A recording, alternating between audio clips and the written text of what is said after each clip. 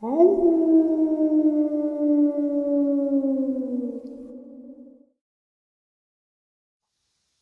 and salutations, everyone. I hope everyone is still doing well, and welcome to this night-ending bonus upload. Before we jump into it, a couple quick links. As many of you know, I rely on Patreon, PayPal, channel membership, and the merch to help the channel to continue to grow and go. Links to Patreon, PayPal, and channel membership is in the description below. Merch displayed directly under the video. Also, Dogman Frightening Encounters, Volume 1 through 3, the audiobook versions. They were written and researched by Tom Lyons, narrated and produced by me, Jeff Nadolny.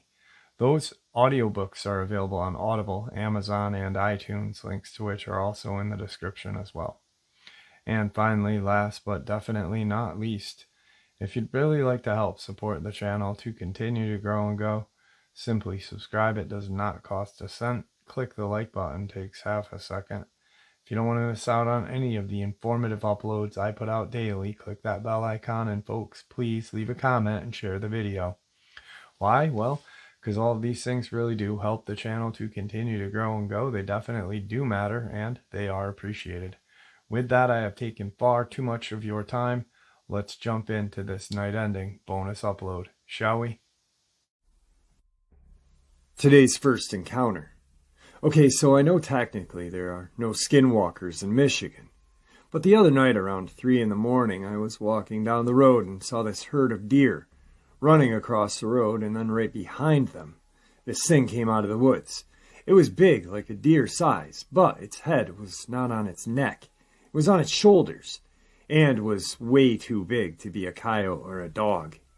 It ran under the light, and I could see it was colored dark black, like its skin was black. And I say skin because this creature looked almost leathery, not anything like it was furry. It also cleared the main road in about 2 steps, just boom, boom, gone. We have no bear, no moose, no wolves, no buffalo, nothing that looks like that. And I know 100% this was not a deer. Today's second encounter, Vernon Parish, Louisiana. We were camping in an open-air tent. The camp was next to a creek called Castor Creek. Camping with me was my 2 younger cousins. At about 2 in the morning, my youngest cousin, who was 15, was awakened by the sound of something moving around the campsite. When he awoke and realized he was looking at, he screamed and woke us up. What we saw was a large, hairy figure standing on 2 feet. The height was between 6 and 7 feet tall. This creature was moving from one side of the tent area to the wooded area side. At no time did the creature make any moves to harm or intimidate us.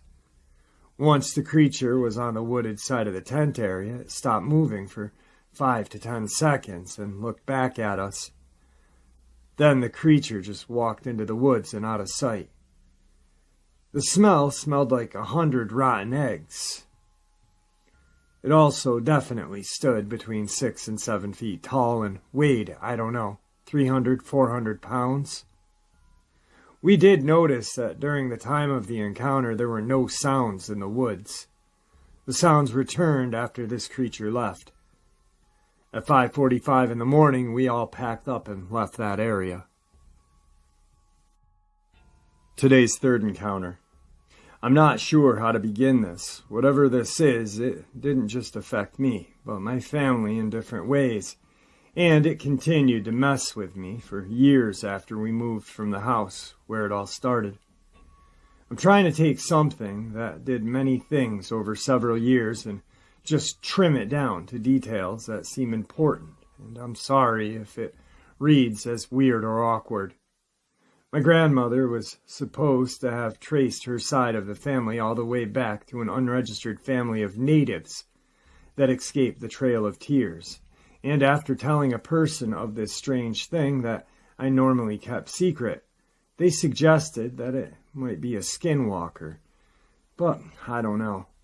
I know that there was a lot of family strife in that house where the haunting started that bubbled to the surface.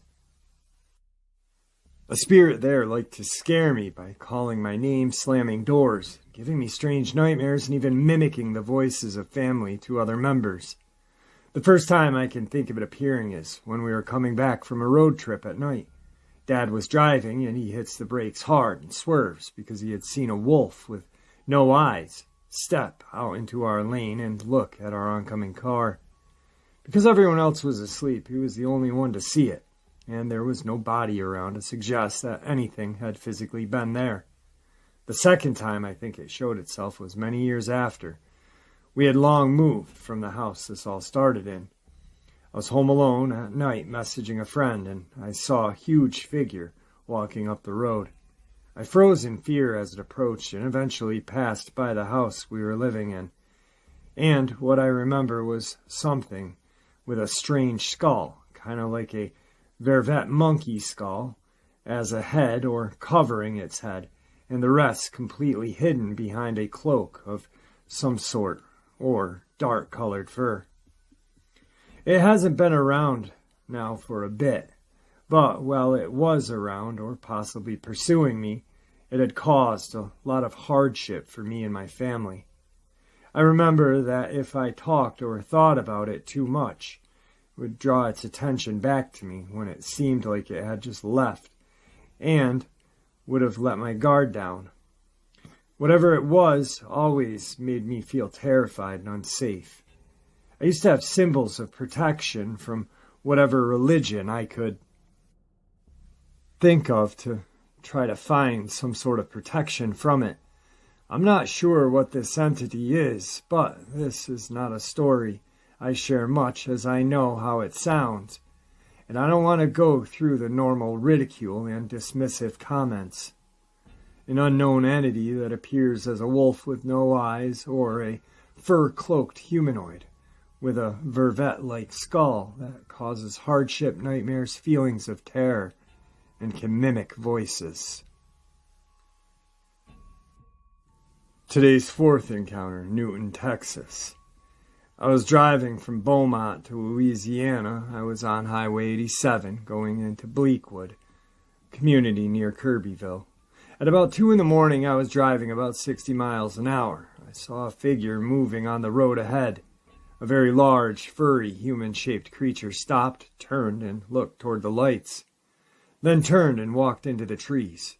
I was terrified. I slammed on the brakes, and my small car spun completely around. I got the car straight and kept going.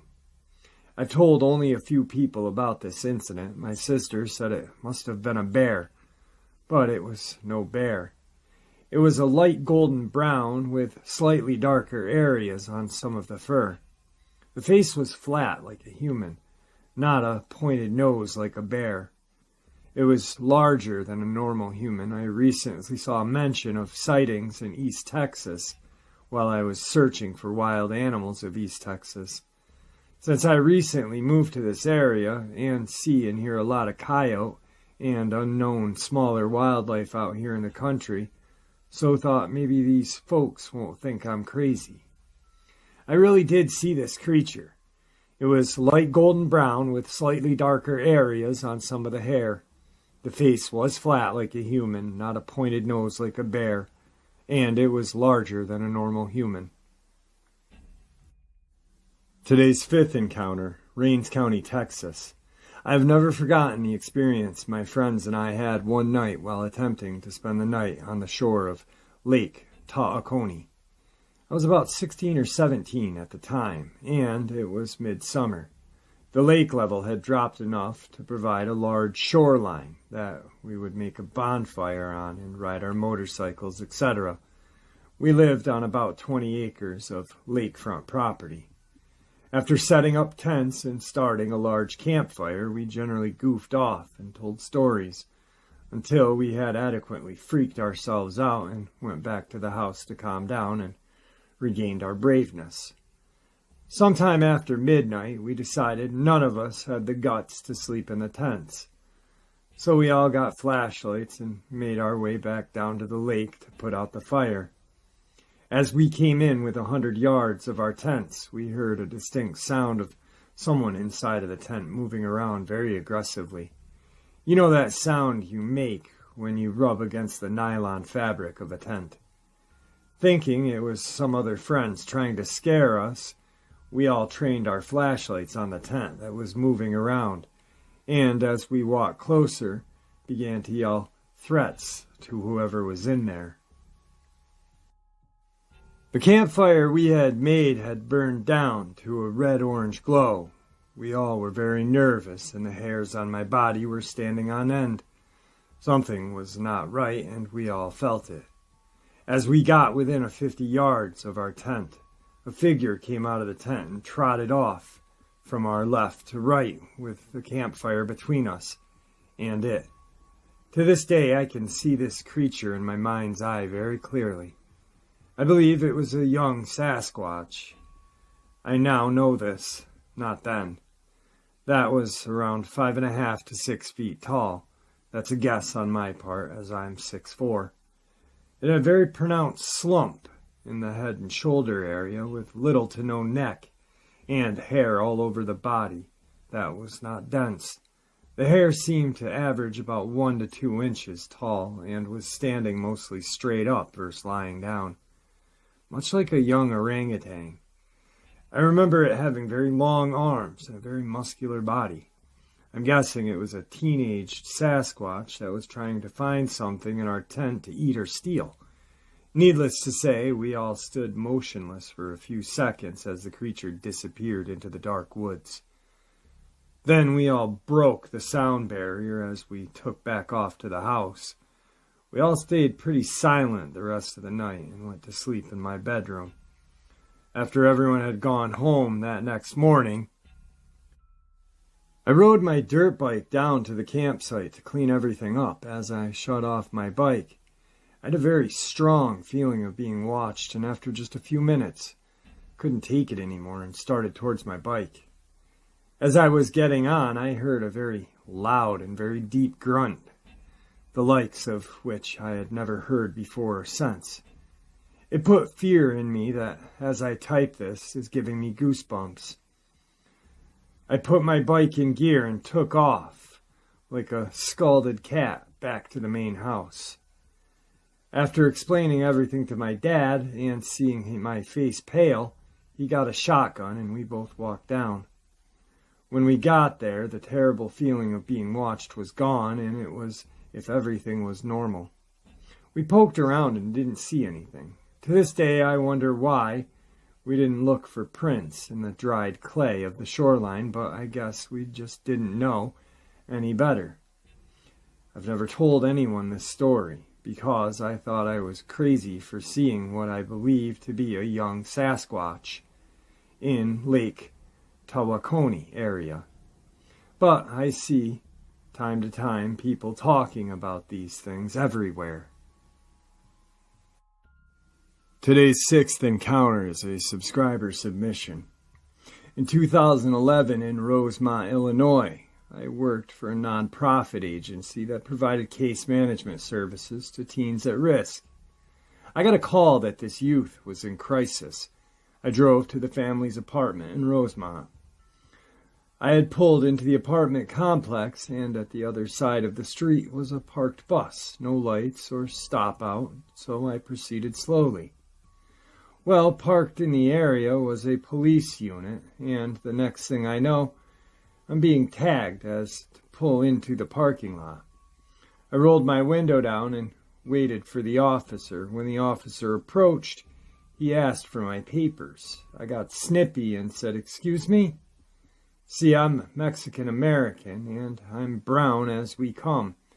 Anyway, he then removed his sunglasses, and as he asked for my license and insurance, his eyes shifted. They blinked vertically, and his eyes looked like those of a lizard.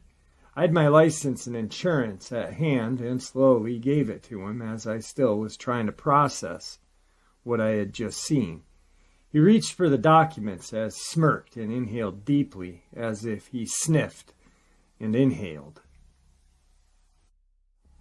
He then walked away, and in a few seconds he was gone. I doubted myself and questioned what I had just witnessed.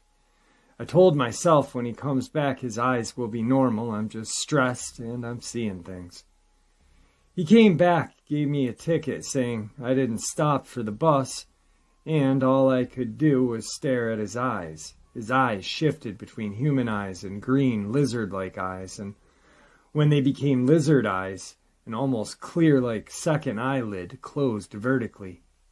I sat there in shock as he smirked, giving me the ticket. He left and sat there in shock for a few more seconds, and then I snapped out of my trance and went on about my business. This took my mind off what I'd just experienced, until, again, I was on my way home. I told my husband, and he said, "You're crazy." I later went to court to dispute the ticket, hoping to see the officer and show my husband. The officer didn't show, and the court was moved 3 times. At this, I got a lawyer. See, in Illinois, if an officer had issued the ticket is not at court, then the ticket is dismissed. Well, the judge did not want to dismiss it, so by the 3rd time with a lawyer, I was given a small fine and the ticket not shown on my record. Well, that officer never showed. But my question is reptilians attracted or repulsed by certain blood types, or people with certain medical conditions? I'm diabetic, and I was overweight at the time. Well, instantly after reading this encounter, I was instantly brought to Donald Coleman Jr. Now, he's been on 3 times. The second time he was on, a lot of people gave me crap for it because he proceeded to talk about his medical condition for about 9 minutes. But the reason why he did was because his belief is that these creatures, not only reptilians, but Sasquatch, Dogman, werewolf, whatever, shapeshifter, crawler, whatever the hell is out there, he believes 100% that these things are attracted to certain blood types, certain people with illnesses. He also had an encounter with a reptilian as well. So, just a thought. Today's 7th encounter. My mom and dad had gone to town to pick up a pizza for supper. On their way back home, they were approaching the S corner on 1461, north of Highway 380, and saw a large light brown colored figure cross the road. The figure was standing upright and was moving very fast across the road. They were very startled at what they had just seen. They traveled about 50 yards past the figure and looked at each other. My mother asked my dad if he just saw what she saw, and he replied that he did. My mother then stated that she believes that was a Bigfoot, and my father agreed. They claimed that the figure was in a hurry to climb a hill and get over the fence that was on the west side of the road, and that the figure made long strides as it moved across the road. My mother and father came home with the pizza, and I could tell they were shaken up by their experience. My dad told me about what they had seen, so we grabbed our rifles and flashlights and went back to where the figure was spotted. We searched the road, ditches, and fence lines. I remember seeing a large cedar tree which had grown through the barbed wire fence. This cedar tree had a large branch that was about 3 inches in diameter and had been snapped in a downward position at the trunk of the tree. I must say that we did not look for things that we should have, like footprints or hair on the fence, but it was a nerve-wracking evening. If I had to do it all over again, I would have spent more time looking for clues. I'm writing this for my mom. Today's 8th encounter takes place in southeast Michigan.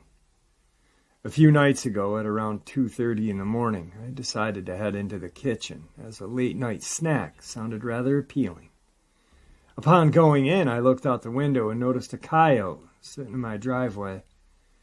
My initial thought was that this is indeed a coyote, as there has been an increasing number in the area. Not long after I began looking at this coyote, it stood up on its hind legs and ran off. I never saw it again after. Today's 9th encounter, Hunt County, Texas. Me and my dad were traveling north on CR 1019 and crossed the South Sulphur River Bridge. And I thought I saw a car light coming over the railroad tracks about a half a mile ahead. Then, as I got closer, I found that it was not car lights. It was my headlights reflecting off of something standing beside the road ahead. As I got closer, I could see that it was some type of big animal standing upright beside the road. I could see that it had long silver and white hair. That is why my headlights were reflecting off of it. The animal started to move from the left side to the right side of the road as I got closer. I was about 50 feet from the animal when it crossed the road to the right. It stood as tall as a cow would if a cow could stand straight up. The animal then started to move out of my headlights and went over the fence and disappeared into a nearby field. I was too scared to stop and look into the field, and my dad said that we needed to get out of there, and now. I had never seen it again, but I have been raccoon hunting in that area many times, and on different occasions my hunting dogs refused to leave the truck. Or sometimes they would leave and come back quickly and stay at the truck like they were really scared of something. These dogs are very aggressive hunters. I have a couple of friends who saw some sort of large animal a week or so after I saw it as well. Today's 10th encounter. I don't know what I saw. Edit. Cindy was my best friend at the time, so she came with me to the new house. Sorry for the bad formatting as I'm on my mobile. I've never shared my story as I'm not sure what it was because I don't live anywhere near a reservation. I live in Florida.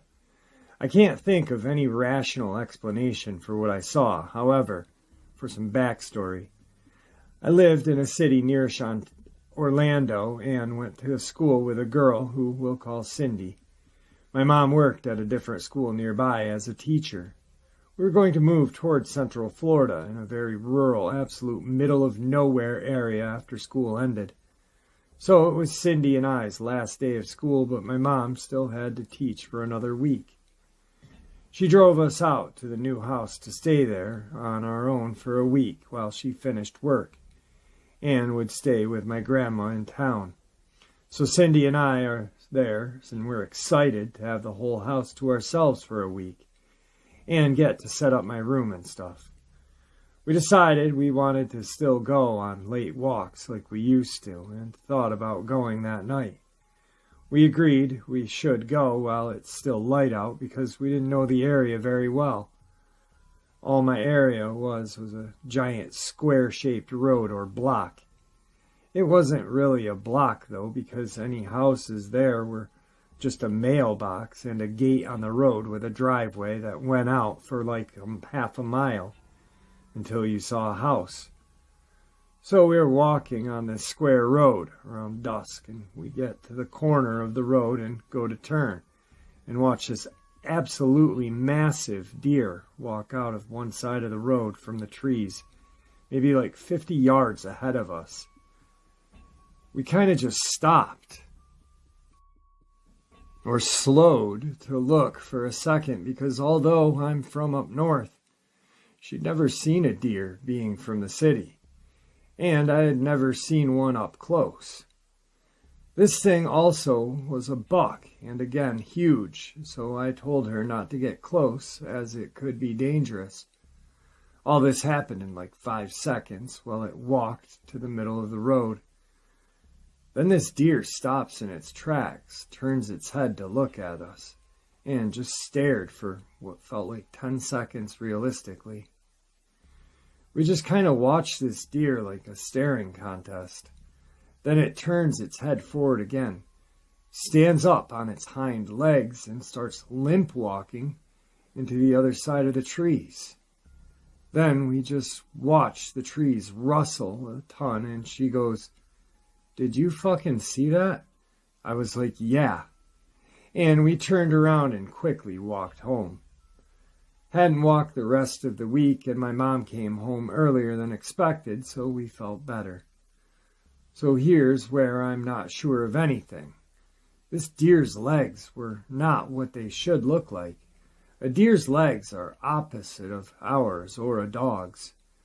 When they stand on all fours, their back knees point behind them instead of in front. This deer's legs didn't point behind them. Its knees faced forward as if they had been twisted around perfectly. My mom worked in her family's butcher shop as a kid and had seen deer brought in with ankles that were twisted and broke and healed completely in a new position.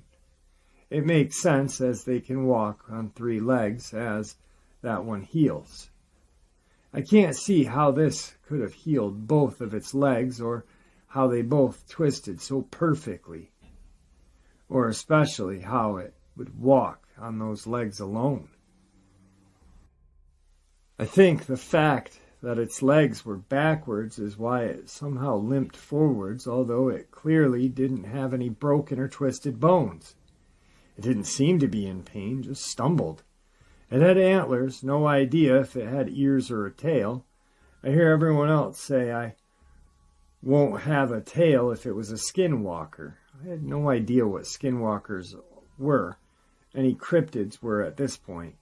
All I paid attention to was its size, which had to be at least 8 feet tall standing with a slight hunch with its legs. I remember we mentioned it smelled like rotten eggs as well. I don't recall a coppery scent. It could just have been sulfur, I'm not sure. Despite looking at this thing right in the eyes, it was too far away to even see them. My horrible vision, so I can't tell you what those look like as well.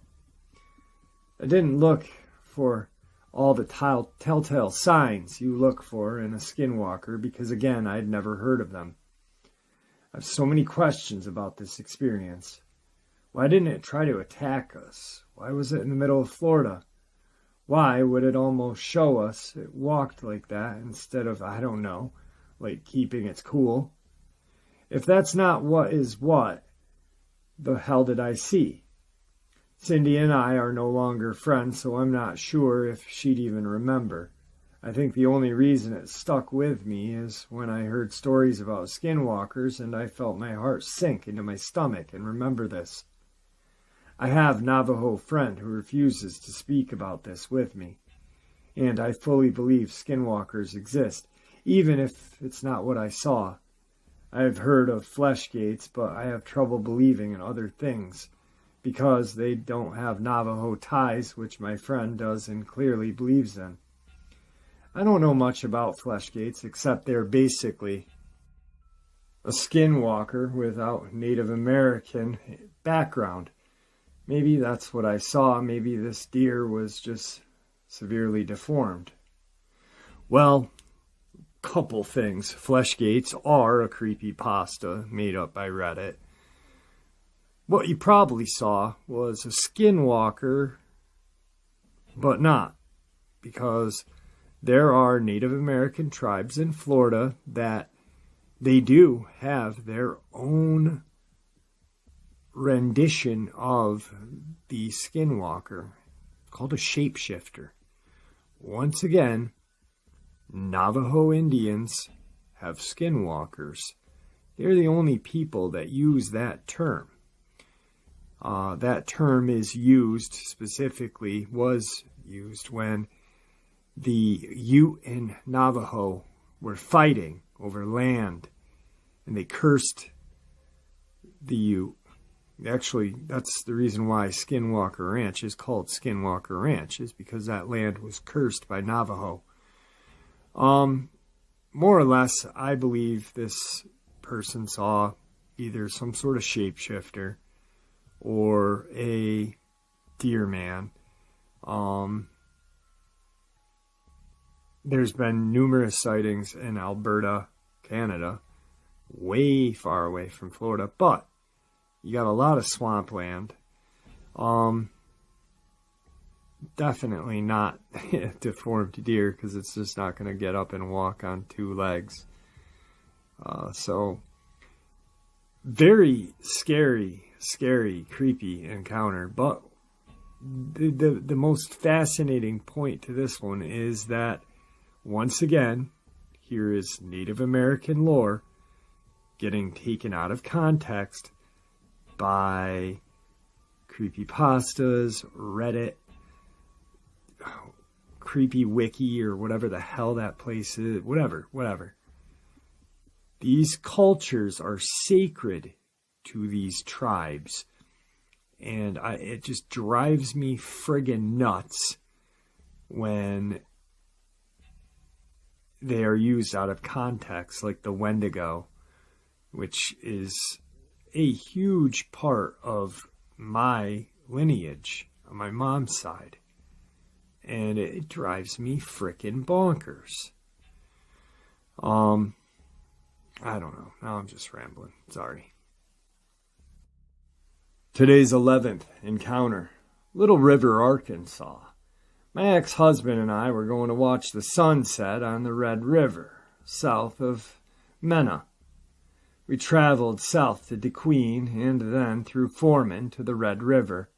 We got there 15-20 minutes before sunset. We started home going north on Highway 41. I was driving. And just shortly after we started on the road, it started to get dark.